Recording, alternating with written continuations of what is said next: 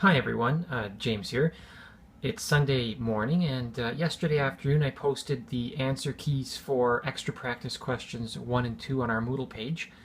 Today I thought that for anyone who still needs a little bit of help with working your way through the break-even questions, I thought I would shoot this video and, well, for the purpose of walking you through both question 1 and 2. So this video will be an answer to extra practice question 1A, and stay tuned for further videos for B and C, and again for question 2. So let's jump into again the answer for question practice 1. So here we have a company called Rub-a-Dub Company. They manufacture and sell rubber ducks to toy stores across Canada. So the company sells their rubber ducks for $5 each, and last year the company sold 72,000 plastic ducks. So let's keep that information in mind, it'll be important. And then the question goes on to show a chart that lists total manufacturing costs and total marketing costs. And then question A asks, what is the break-even volume in units? And then it asks, what is the break-even sales in dollars?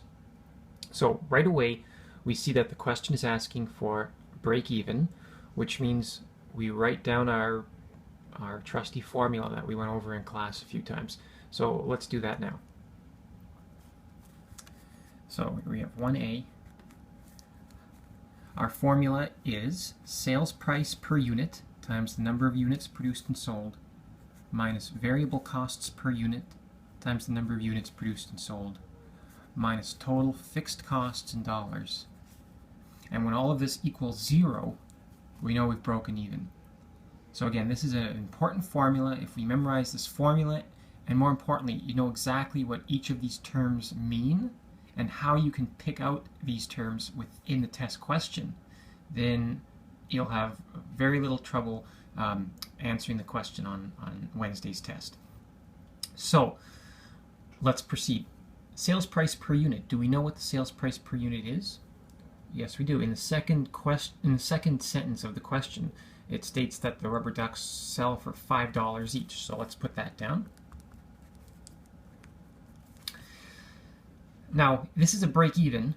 We know that this formula is going to equal 0, and what the question is asking is what is the break-even in units?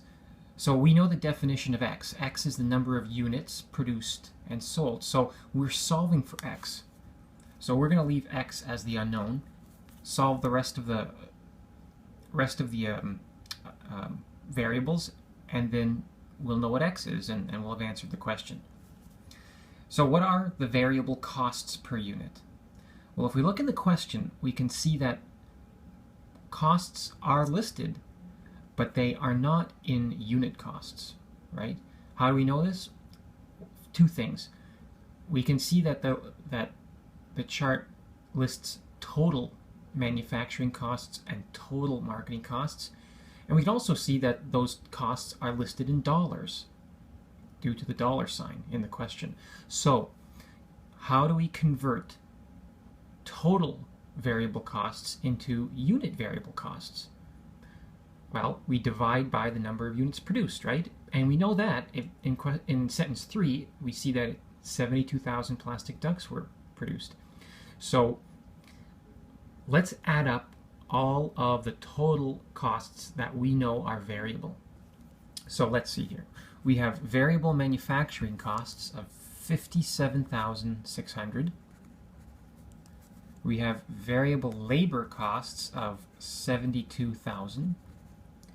We have variable overhead of 36,000. And we have variable marketing 28,800. So now let's do some quick math. Add up this list. 57,600 plus 72,000 plus 36,000 plus 28,800. 194,400. Now just a quick point. when adding up this math, in these break-even questions, there's a lot of adding and subtracting going on, and for that you'll be using a calculator. In a test, it's human nature to want to rush through the questions because we are on a timeline. But it's very important to take your time, especially when adding up strings of numbers. It's very easy to type in the wrong number on a calculator, and then that will lead you to the wrong answer. So when working with your calculator, make sure to go smoothly and slowly, and if there's time during the test, it's always a good idea to go back and check your math. So just a little tip. Anyway, this is total variable costs. We're going to divide by the number of units produced, which we know from the question, 72,000. So we divide this by 72,000, we get 270. What is this? This is our variable costs per unit. For every duck that the company produces, it costs them $2.70 per duck. So let's put that up in the formula. 270x. And now we're looking for our total fixed costs in dollars. Now, if we refer back to the chart, we can see that all of these costs are already in total dollars. So that means all we have to do is add up the fixed costs that are in the chart, plug it into our formula. So we're ahead of the game. What are the fixed costs according to the chart? Well, we see that there's fixed overhead of 24,000 and total marketing costs fixed of 6,500. So 24,000 plus 6,500 is 30,500. And when all of this equals 0, we'll have broken even. So let's do some quick math here. 5 minus 2.7 is $2.30. You'll recall sales price minus variable cost is equal to your contribution margin per unit. So $5 minus 270 is 230x. We'll move the 30,500 to the other side of the equal sign, causing the negative to become positive. And now in order to isolate and solve for x, we just divide both sides by 230. We can then cross these out, and x is equal to 30,500 divided by 230.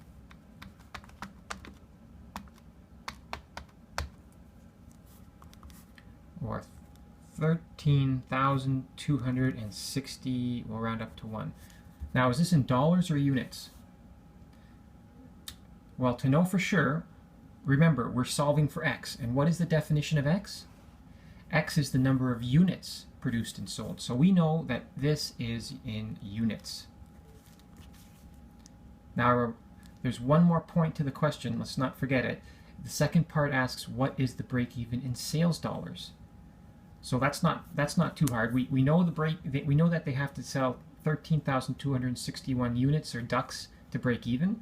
To get sales dollars, all we have to do is multiply number of units times the sales price, which we know to be $5.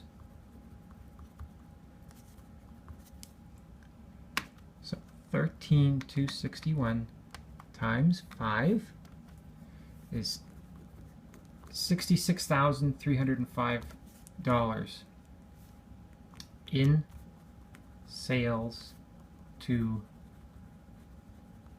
break even. And that is how we answer extra practice question 1A.